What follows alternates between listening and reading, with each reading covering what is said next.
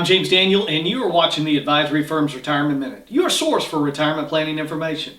One of the most misunderstood topics in personal finance is the tax ramifications involved with estates.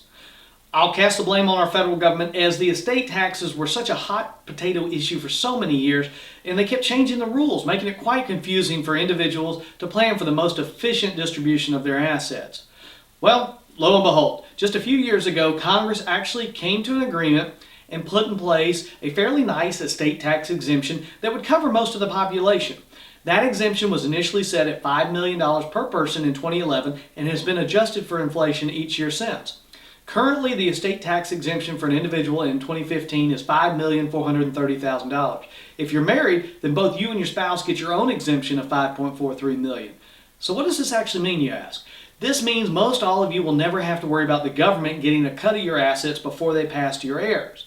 Now, just to be clear, this also means that if you add up all the value of your personal possessions, investments, real estate, and business interests, and it falls under $5.43 million in 2015, then no estate tax will be due, and you can pass these assets on to anyone you wish.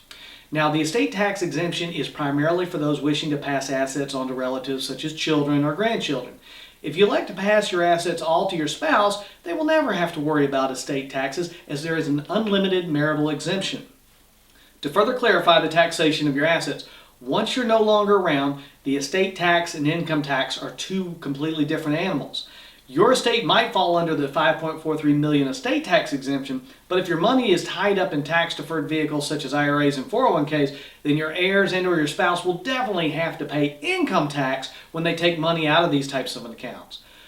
With all that said, this definitely does not negate the need for estate planning. Everyone, no matter what level of assets you have, needs to have a written estate plan or documents in place on how you want your affairs settled. Because if you don't have a written plan, the court system will be happy to decide for you. Until next time, I'm James Daniel, and I will see you on the next Retirement Minute.